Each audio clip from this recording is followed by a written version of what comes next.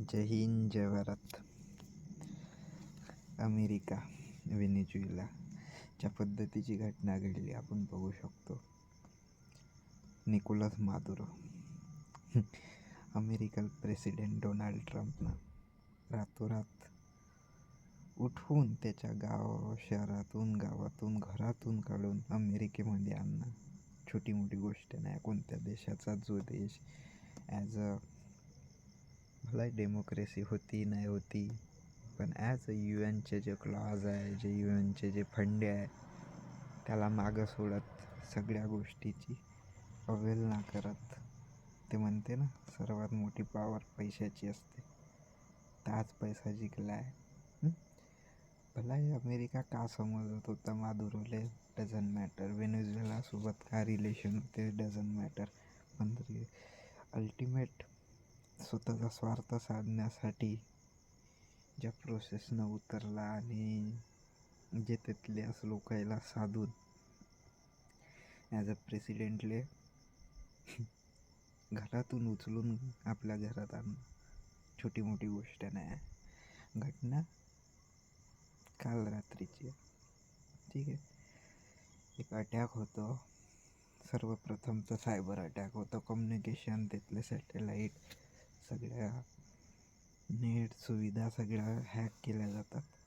त्याच्यानंतर तिथल्या लोकलसोबत संपर्क साधून अपोजिशनचा फायदा घेऊन ॲज अ जो प्रेसिडेंट आहे त्याला उचलून अमेरिकेत आणलं जातं.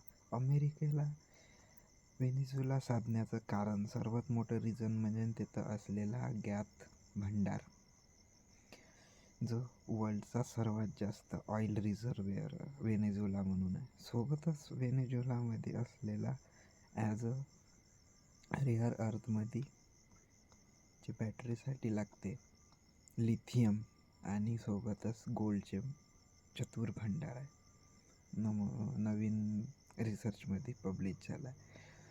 सोबतच जो अमेरिकेच्या खिलाफ जातो त्याच्यावर अमेरिका वर चढ होतेच, आज ना उद्या, उद्या ना परवा.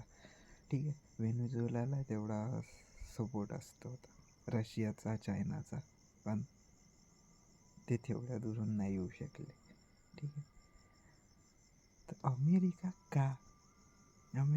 का, तो वही जो एक कोटेशन है ना,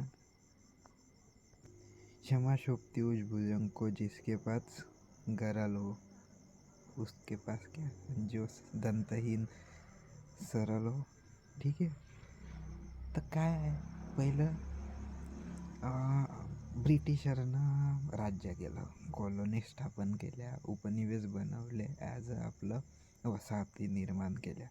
ठीक आहे, त्याच मानसिकतेचे बनलेले अमेरिकन आहे. आता तर त्याच्यापेक्षा डिजिटल युग आला आहे. ठीक आहे, क्वेश्चन आहे, मॅप आहे, पूर्ण डेटाबेस आहे, सगळ्यांची माहिती आहे, जानकारी आहे, एका क्लिकवर टच होते. आणि त्याच्यातही एवढा टेक्नॉलॉजीनं ॲडव्हान्स झालेला अमेरिका, ॲज अ वर्ल्डची पॉवर बनलेला, सर्वाधिक इकॉनॉमी ठेवणारा आणि सर्वाधिक टॅलेंट ठेवणारा देश. जर आपण तो सगळ्यावर कंट्रोल ठेवू शकतो, आपल्या कमांड निर्माण करून सगळ्यावर वास ठेवू शकतो, तर आपल्यासारखे तर काहीच नाही, हवेत उडवतील तो. मग काय अमेरिकेचा तो काय असू शकायला पाहिजे. त्यानं आजपर्यंत ज्या ज्या देशावर आपला अटॅक केला, त्याच्या पहिलं तर एक सामाजिक, सांस्कृतिक वर इकॉनॉमिकल डिस्टर्बन्स निर्माण करून तिथलं पॉलिटिकल हस्तक्षेप आपल्या हातात घेऊन टोटली त्या देशाला बरबाद केला आहे. ठीक, आपण बघू शकतो भरपूर सारे आपल्या आजूबाजूचे देश आहे. ठीक आहे, काही स्टुडंट प्रोटेस्टच्या हाताखाली, काही ॲज अ बॅरियर, इकॉनॉमिक बॅरियरच्या हाताखाली, काही देशामध्ये तर डायरेक्ट चक्क स्वतःचा इंटरफेअर करून टोटली डायवर्ट करून देशाला बरबाद करण्याचा प्रयत्न केला आहे, जसं आपण म्हणतो अफगाणिस्तानला. ठीक आहे, सोबतच अमेरिकेची चाल असते का बस झगडवून देणे, भडकवून देणे, त्याच्यातून आपला स्वार्थ साधून घेणे.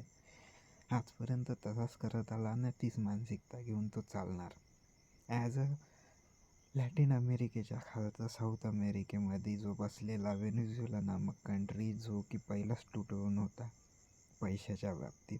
ठीक आहे, का बरं तर अमेरिकेच्या वरचर तो पडत होता, कारण की त्याच्यापाशी जे प्रचंड असलेले फॉसिल फ्युएलचे भांडार, ऑइलचे रिझर्वेअर.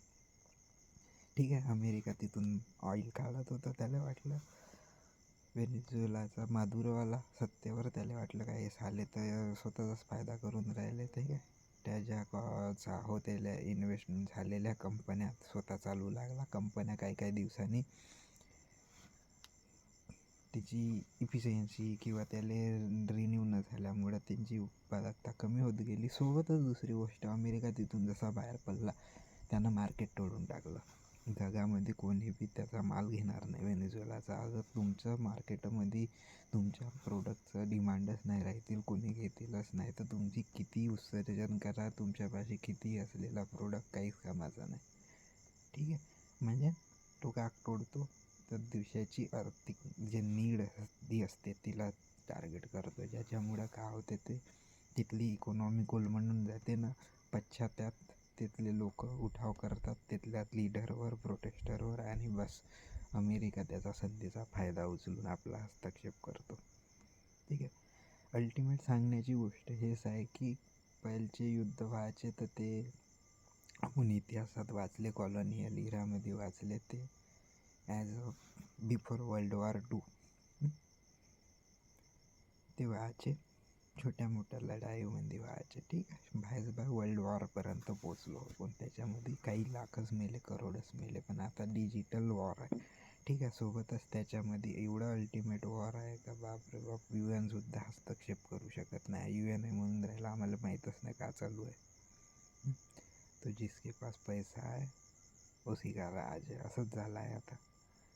ठीक आहे, म्हणून छोट्या मोठ्या देशांनी ज्यांच्यापाशी न्यूक्लिअर वेपन नाही त्यांनी सांभाळून राहावं. अमेरिकेशी तगडा तोड नाही घ्यावं, कवा उचलून फेकून देईल.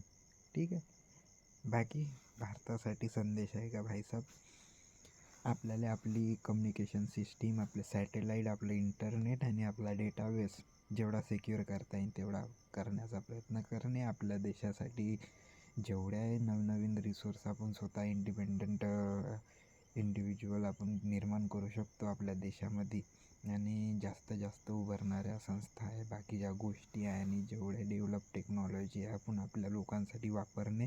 ठीक आहे, आणि दुसऱ्या देशावर डिपेंडन्सी कमी करणे, हेच एक पर्याय सांगू शकतो. ठीक आहे, बाकी व्हिडिओ ऐकल्यास लाईक, शेअर आणि सबस्क्राईब. आजचा दिवस थोडासा व्यस्ततेचा असल्यामुळे बाहेर येऊन out of studio video record करायला लागत आहे, त्याच्याबद्दल थोडीशी क्षमा असावी. धन्यवाद. जय हिंद, जय भारत, जय जवान, जय किसान.